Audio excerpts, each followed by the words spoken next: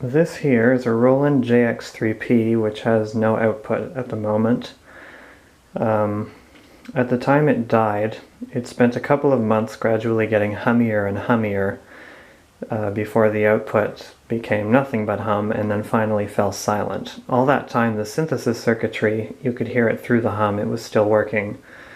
So I think that most likely the problem is on the output PCB, where the chorus effect is. I'm not positive, but I think it's in this region here.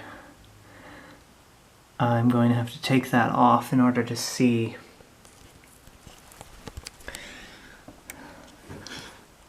I don't know what many of the components in here are. That is, I don't know what many of the ICs are. There's an Intel processor of some kind. And then a lot of logic gates and op amps for the most part. Lots of trim pots that I hope I will not bump into, because everything is perfectly good and adjusted right now, or at least everything was back when it was working. There is very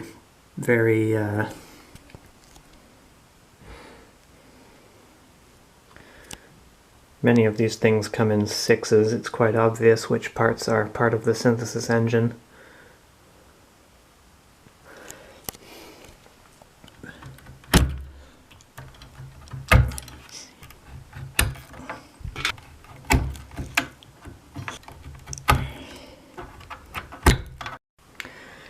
This is the analog I/O board, which I had to remove just to access 2 screws on the front panel PCB, which were underneath it. These connectors are all transparent at the back, which is kind of interesting, although you can't see much of anything through the foggy plastic. And on the reverse side, there's not much of anything. Alright, my camera's gonna die of battery. And 11 screws and 1 connector later, here is the top side of the front panel PCB. So now I'm just gonna have to look around carefully for any signs of leaking or damage or whiskers. I don't know what the problem is. I haven't seen any corrosion anywhere yet. I'm looking through the camera right now, so I'm possibly missing something really obvious. I didn't spot any damage or aging related component failures that are visible anywhere in the instrument, so I'm now getting ready to power it on while it's open to see if I can find where the audio is getting lost. So I measured from all the primary windings to all the secondary windings here to make sure there's no continuity anywhere, so it appears to be isolating. And furthermore, it appears that the orange wires here, the orange windings, are isolated from the red and black ones too. Okay, just as I was getting ready to turn the power on, I spotted something interesting here. So this is the power connector that comes from the circuit board down here with the synthesis engine on it. Sorry, this is the connector I mean to be looking at. The one at the very bottom is analog ground, and it has been cut through with a knife, apparently, by somebody carving these trenches. The next pin there, CHR ground, presumably that stands for chorus ground, and that goes all the way along this bottom edge of the board through a bunch of jumper wires. Those pairs, I can't really point while holding the camera and the light at the same time, but where it says W61 and W62, those are just shorts. These 2 traces, ground, analog ground and chorus ground, run the entire length of the bottom of the board next to each other, and for most of the length there's this trench cut with a knife between them. And the entire length of the trench is pretty rusty looking, actually. And then back at the connector, the trench also separates chorus ground and analog ground, actually, from the plus 5 volt rail. So quite possibly there is an intermittent short between chorus ground and 5, or A ground and 5, or just between chorus ground and A ground, but I don't think that would be an issue. Not so much of an issue that it would totally eliminate the sound. Maybe this PCB was kind of borderline defective and they said, well, let's just cut a hole. I just wanted to say that whatever this material is that I referred to earlier as conformal coating, I don't really know what it is. It's just goop. It's only on the solder mask. It is not on any of the metal surfaces, and it comes off more easily than flux residue does, and it's just kind of, it looks as though it was brushed over the entire thing. Maybe they brushed flux on and didn't clean it off. That's the front panel PCB back in place. So to clean up that those corroded trenches, for lack of any better ideas, I put some contact cleaner inside the grooves and just scrubbed it with a toothpick, basically. I wasn't able to actually measure a short there before, so it's possible that just in the act of disassembling the instrument I actually cleared that connection. I had a really difficult time getting this PCB back into its position in the lid because of how many things there are to align. First, this connector was done up, and because this white wire here has gotten pinched underneath the bender wheel when it was screwed down, I couldn't actually move the PCB into the location it needs to be in. Then one of the solder potentiometers got snagged on its dust cover. Then I crushed a capacitor against one of the screw posts, and then I finally got it back. So I'll screw this back in and screw the other PCBs back in, and I guess we'll go upstairs and test it. I gave this area of the circuit a bit of a brush because there was a lot of this hemp stuff that they used to tie the cables. It's kind of decomposing and giving off fibers that are falling and landing all over the main PCB. So I brushed that off, taking care not to change any of the trim pot settings. And I noticed while I was doing that one of these custom ICs here has just a little bit of discoloration on one of the legs. So that could be a sign of impending doom if someday those rust through. And that'll be the end of Mr. Synthesizer. But I think it's about 35 or 40 years old at this point. And I think it's probably got another 35 or 40 years to go, barring any disasters. I'm wondering if maybe on the day this unit was built, the wave soldering machine was on the fritz and it ended up getting hand soldered after being spray fluxed. And that would help to explain why it was left with this stuff all over it.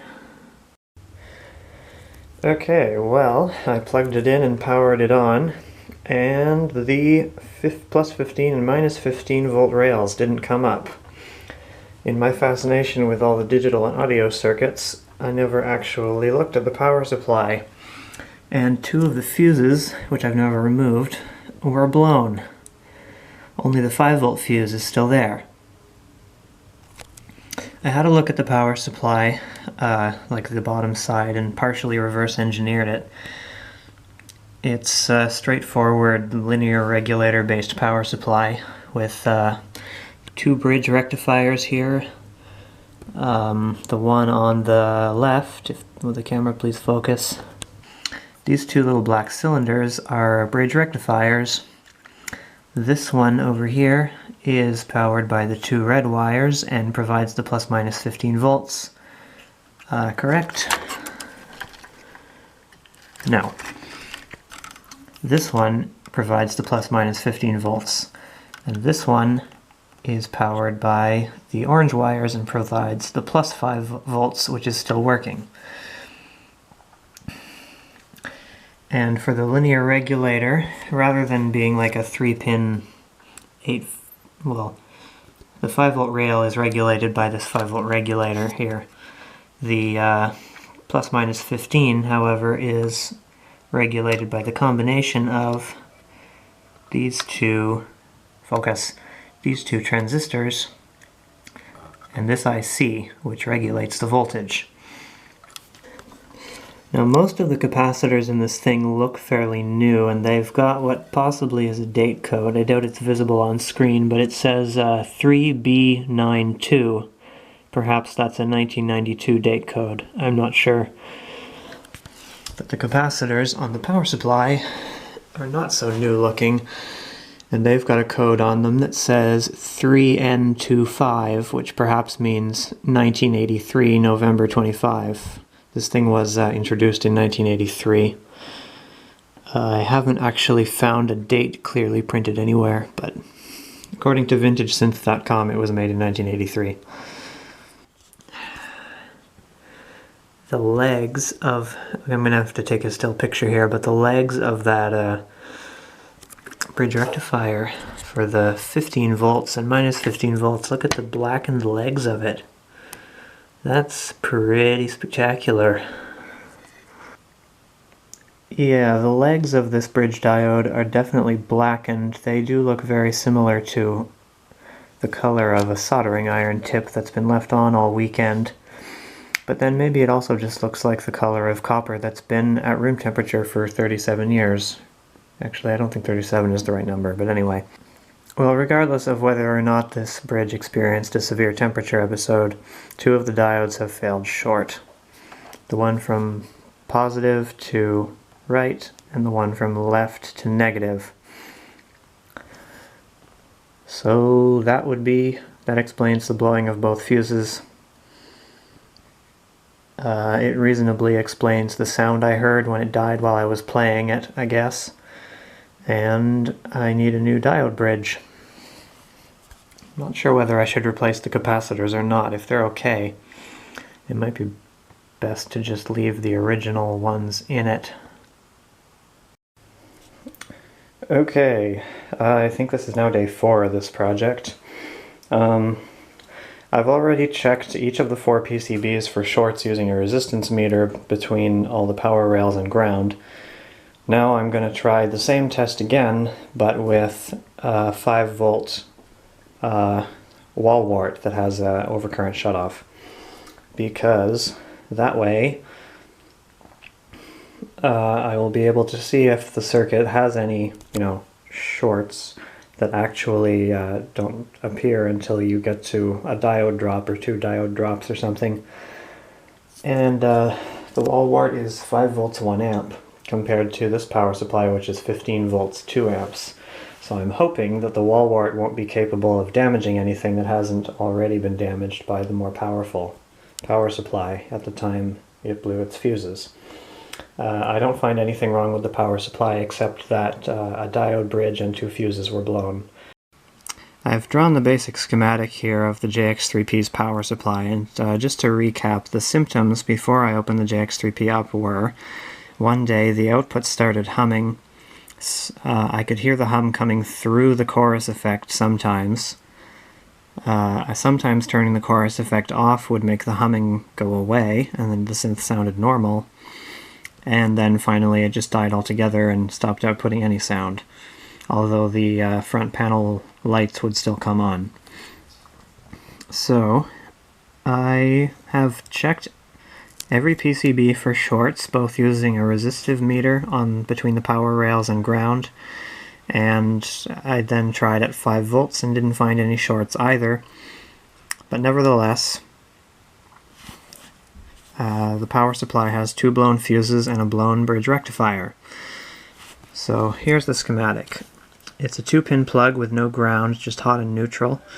There's a power switch first on the hot line, then the X capacitor, and then fuse, followed by the transformer. And the transformer has a secondary down here which provides 9.5 volts AC when plugged into a 120 volt source.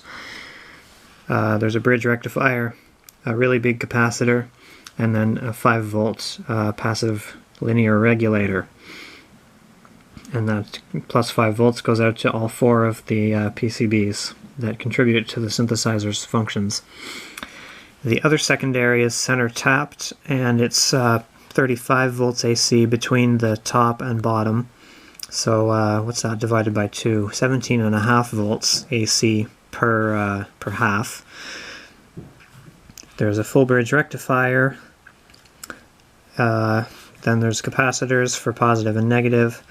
And then instead of a little regulator of this type, there's actually two power transistors and an IC that controls them, which I haven't drawn. I don't actually understand the workings of it exactly, but those two power transistors plus that IC constitute the regulator, and then there's more bypass capacitors, and the plus and minus 15 volt goes out to all of the synthesizer functions. This is the bridge rectifier for the plus minus 15 volts, and two of its four diodes are blown. Let me close the door here. Yeah, two of its four diodes are blown, and they're two opposite ones. So it was the one from one of the AC pins to positive is failed short, and one of the ones from negative to the other AC terminal is failed short. So how did that happen? And these two fuses are also both blown.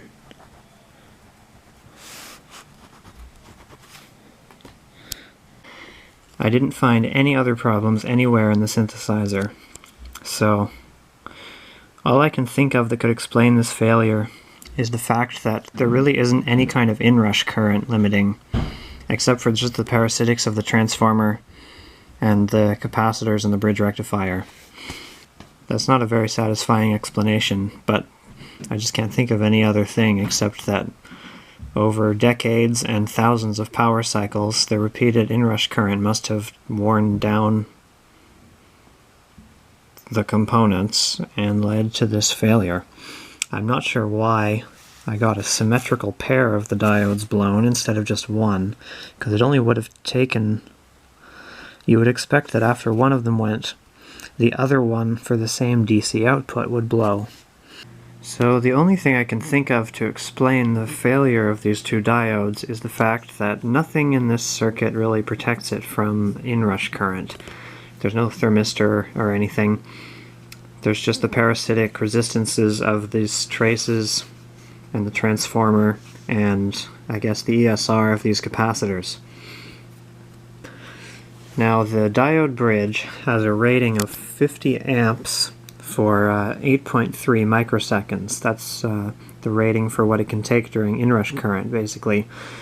And in a perfect world where you happen to close the switch at exactly a zero crossing, the average current during inrush, just calculated in one line, should be on the order of 14 amps. However, if you close the switch when the AC voltage is near a peak, the instantaneous current could be much higher. The best theory I can come up with is that this diode bridge died as a result of wear out from repeated high current spikes on power cycles. So now I've got to decide how I'm going to repair it. I can get a new diode bridge and some other components and repair the existing power supply, or I can install a modern power supply. I'm not sure which way to go. Alright, this has been occupying my table for days now, and I don't remember exactly where I was. I bought replacements of pretty much exactly the same part after deciding that it would just not be worth the expense of buying a switching power supply plus the risk of it turning out to be a noise problem. So I'm just going to replace those damaged parts and replace all of the big capacitors because the old ones are probably a reasonable fraction finished their life. So total cost for this is going to be about $12. This is the new and old bridge rectifiers. The new one is smaller. It might get hotter, but that's okay because it's a diode bridge. I'm surprised they still make a weird package like this. It looks like something that belongs in the Soviet Union. And here are the new and old capacitors side by side. They've miniaturized over the last couple decades. The new ones are rated 3,000 hours at 105C. And this is why I don't like having lead-contaminated solder in my house, if the camera would just focus. Because when you try to desolder using a pump, you get all these little speckles and I don't want them filling up my house and making me dumb. That's out with the old components, and in with the new components. Now, I've heard stories about this kind of equipment being affected adversely when you replace the capacitors by the fact that modern capacitors have lower ESR than historical ones. And the reason that might matter in this case is that these diode bridges have a rating for how quickly any capacitors connected to them can charge. These capacitors are actually too much for these bridges to charge according to the datasheet. So what am I going to do about that? I really should have an inrush thermistor. I think it was 2016 when I did that repair, and I just found the footage in 2024 while cleaning a hard drive out. And this is the last picture I can find of the synth before I put it back together. What I decided to do was to just add some resistors in series with the secondaries to limit the inrush current. That's kind of the simplest way I could possibly have improved the stress on the diode bridges. I did some calculations to see how much resistance was needed to stay under the 10 amp squared second rating that the diode bridges have for inrush. In my more experienced opinion today, the way I built this is kind of horrifying. It looks like I used vinyl electrical tape instead of shrink tubing on the wire joints, and also the resistor leads they have no strain relief, so the wires are free to flop around until they eventually break from metal fatigue. So if I was ever going to be gigging with this keyboard, I would need to take it apart again and make the assembly a little bit more robust, because the way it is right now is very flimsy. I stuck the resistors to that heatsink / shield part using just some thermally conductive 2-part epoxy, and it looks like I replaced a couple of mica insulators with Kapton tape underneath the power transistors. And the downside of this approach is that the synth is less robust now against line interruptions or AC voltage dips. I chose this approach because it was much easier than replacing the power supply with a modern one, or even implementing a more professional inrush. But yeah, the way it's built could really use some improvement. Thanks for watching this video. I hope you found the information useful or at least interesting.